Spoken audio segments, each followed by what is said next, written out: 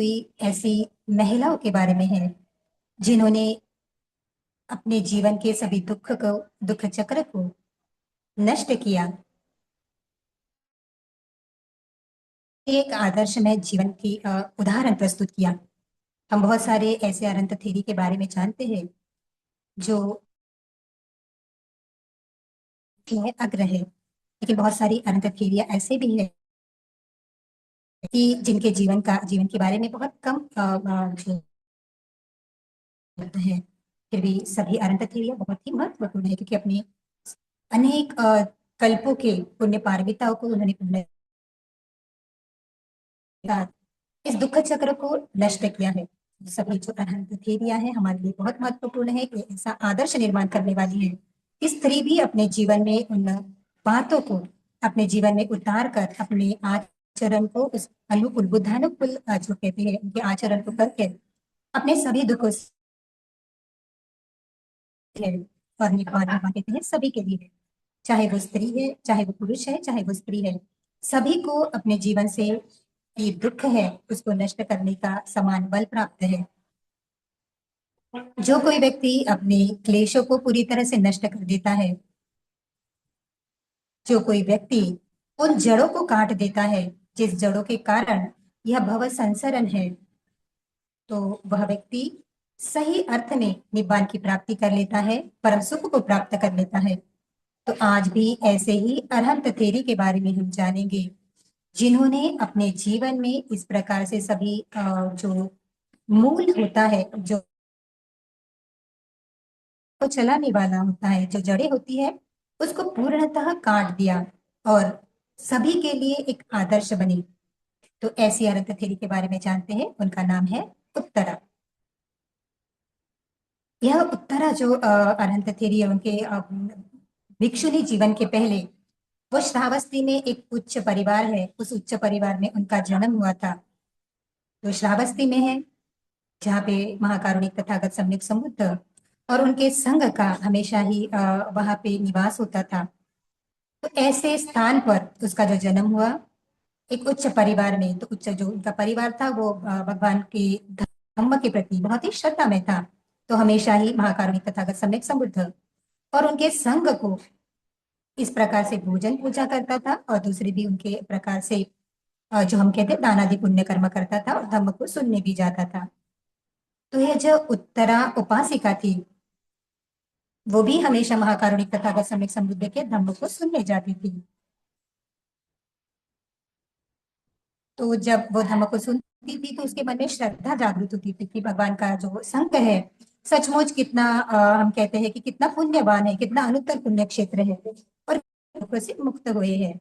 तो होती है और वो धम्म उसके मन में वैराग्य की भावना आती है। तो देखिए पहले गृहस्थ जीवन में बहुत दान पुण्य कर्म करने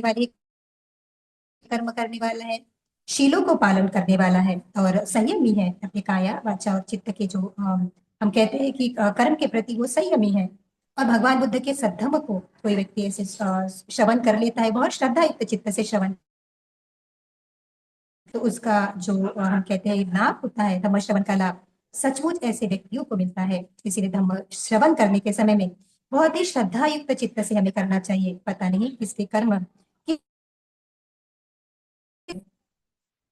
तो इस प्रकार से वो धम्म श्रवण करने के लिए जाती है और जाने के बाद में ऐसे हमेशा ही वो भगवान बुद्ध का धम्म श्रवण करती है। और एक बार ऐसे होता है कि भगवान बुद्ध के सद्धम्म को श्रवण करते करते उसके मन में वैराग्य की भावना आती है कि मुझे भी जो संघ है उस भिक्षुणी संघ है उसमें प्रवज्ञा लेनी है और मैं भी अपने जीवन के सभी दुखों को काटना चाहती हूँ, जड़ों को काटना चाहती हूँ, मुक्त होना चाहती हूँ।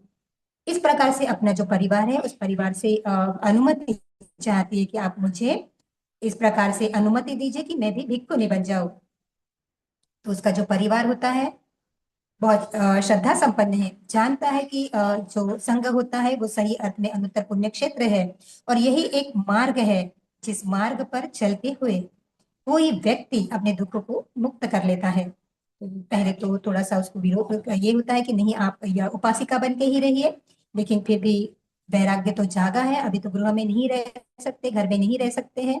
तो इस प्रकार से वो जो उत्तरा है अपनी ये परिवार की अनुमति लेके फिर प्रवजित हो जाती है, भिक्खुनी संघ में शामिल हो जाती है। तो जो अरहंत थेरी थी पटाचारा, उनके साथ में वो रहती है।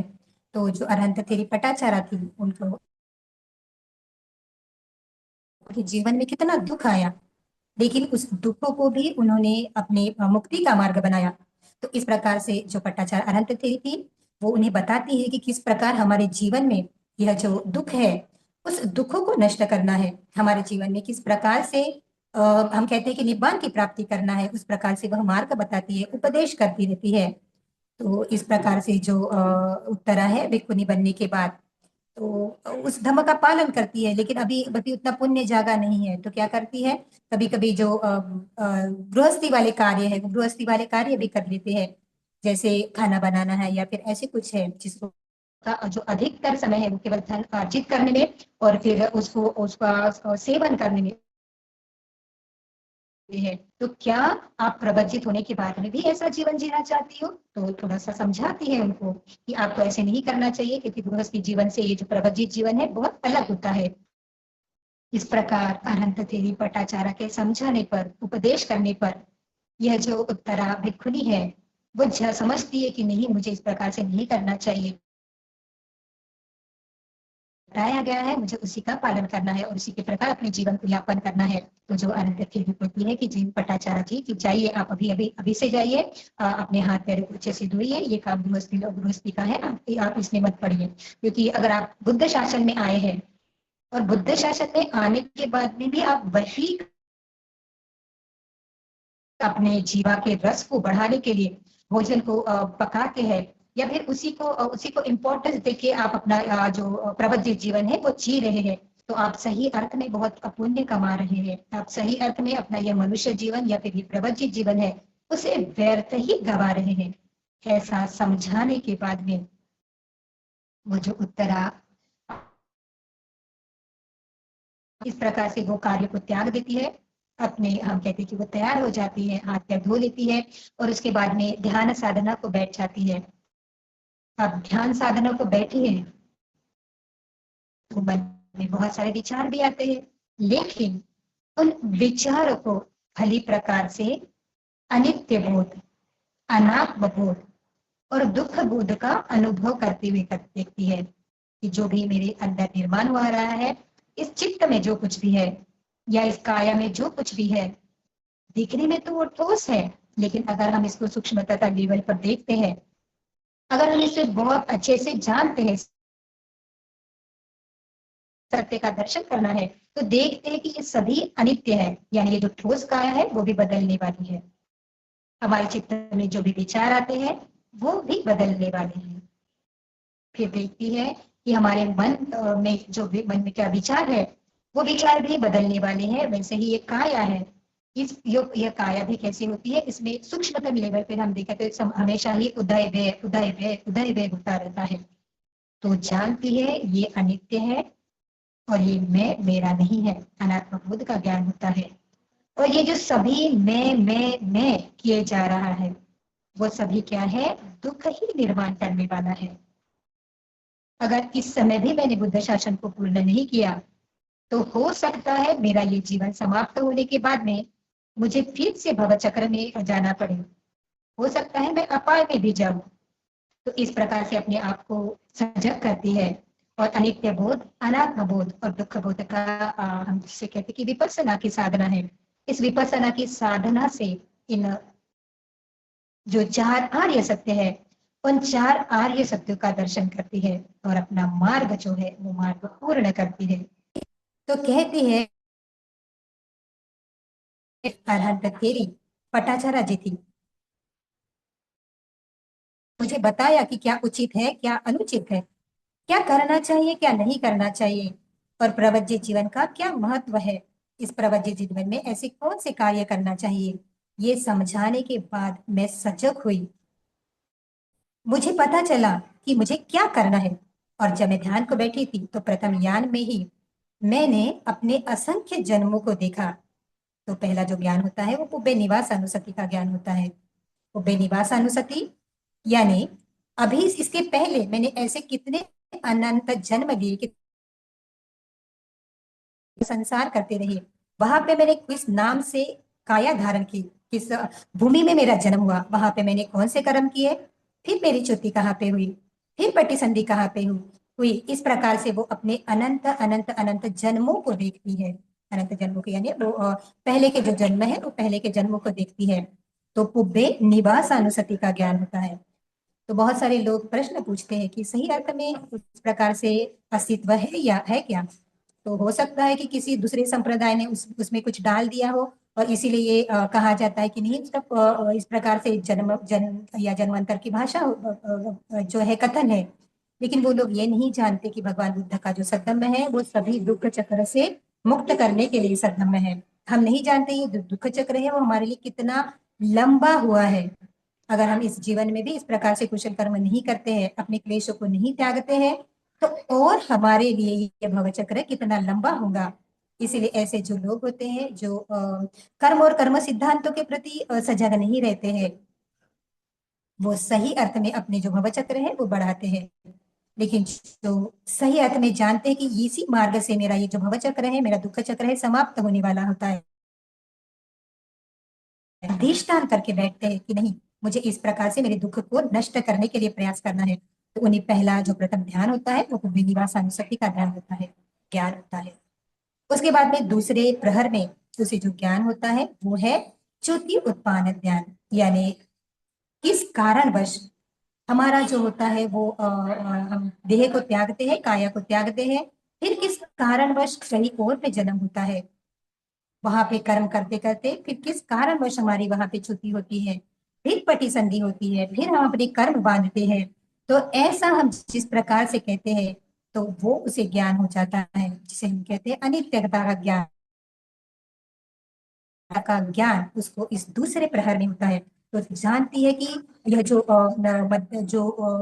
हम कहते हैं कि दिव्य चक्षु उससे प्राप्त होते हैं, तो देख सकती है कि अपने जो जन्म है, या मैं जैसी हूँ, मैंने भी वजह से ही अनेक जन्मों में संसरण किया है, तो दूसरे लोग भी इसी प्रकार से जो हम कहते हैं कि भव चक्र में संसरण करते हैं, जिस प्रकार से मैंने भी ना सोचते हुए ना समझते हुए अपने लिए भव चक्र को बढ़ाए रखा। आज भी इस संसार में बहुत सारे लोग हैं जो इसी प्रकार से अपने लिए भवचक्र का निर्माण करते हैं। तो समझती है, और जम के कहते कि उसको दिव्य दृष्टि प्राप्त होती है, उसको जो दिव्य चक्षु का ज्ञान होता है। फिर तीसरा प्रहर होता है, तीसरे प्रहर में उसे ज्ञान होता है आसवक्खय ज्ञान। आसवक्खय ज्ञान इसका अर्थ होता है अपने सभी आश्रव। आश्रव यानी जो हमें इस दुख चक्रों में बांधे होते हैं, उन सभी आश्रवों का पूरी तरह से, पूरी जड़ से उसको मैंने समाप्त कर दिया है। अभी कोई भी ऐसे क्लेश मुझ में बाकी नहीं रहे हैं, अभी ऐसी कोई भी तृष्णाएं मुझे बाकी नहीं रही है जो मुझे इस भव संसार में बांधे हुए रहेगी। अभी कोई भी ऐसा कर्म नहीं रहा है जो कर्म मुझे अगले अस्तित्व में अगला जो अस्तित्व है, अगली भूमि है, उसमें अस्तित्व देने के लिए महत्वपूर्ण होगा, या फिर वो बीज बनेगा। ऐसा कोई भी कर्म अभी शेष नहीं है। तो इस ज्ञान की प्राप्ति के बाद में जो व्यक्ति होता है सही अर्थ में अरहंत हो जाता है, अपने सभी क्लेशों से मुक्त हो जाता है। तो उसे भी ज्ञान होता है कि अभी मैंने अपने सभी कड़िया, इस भव संसारण की जो सभी कड़िया है उस कड़िया को नष्ट कर लिया है, और मैं अभी अरहंत बन चुकी हूँ। फिर कभी भी मैं इस दुख चक्र में नहीं आने वाली होती हूँ। तो जो कोई व्यक्ति को इस तीसरे जो ज्ञान है उस ज्ञान का बोध हो जाता है, सत्य की अनुभूति होती है, सही अर्थ में अरहंत हो जाता है। तो ये तीन प्रकार के ज्ञान जो होते हैं वो सबसे इंपॉर्टेंट होते हैं। पहला होता है पुब्बे निवास अनुसति, जो पहले के पूर्वजों जीवन है उसको देखना, उसको जानना, यथाभूत देखना। उसके बाद में उसकी जो दूसरा ज्ञान होता है वो होता है चतुत्पाद ज्ञान, यानी उत्पन्न होना और नष्ट होना। यह ज्ञान मेरा भी वैसे ही है और पूरे संसार में यही सब कुछ चल रहा है। और तीसरा जो ज्ञान होता है उसे कहा जाता है आसवक्खय ज्ञान, यानी अभी मैं इस भव चक्र में नहीं पड़ूंगी, या फिर इस भव चक्र को भोगने वाला नहीं होगा, नहीं होंगी। इस प्रकार से तीसरा जो ज्ञान होता है सही अर्थ में वो व्यक्ति अरहंत हो जाता है। तो जो उत्तरा भिक्खुनी है वो भी अभी अरहंत हो गई है। तो कहती है जिस आसन पर मैं बैठी थी और अधिष्ठान में ने किया था कि मैं अपने इस आचरण को तभी तक नहीं छोड़ूंगी जब तक मैं ब्रह्मचर्य को पाल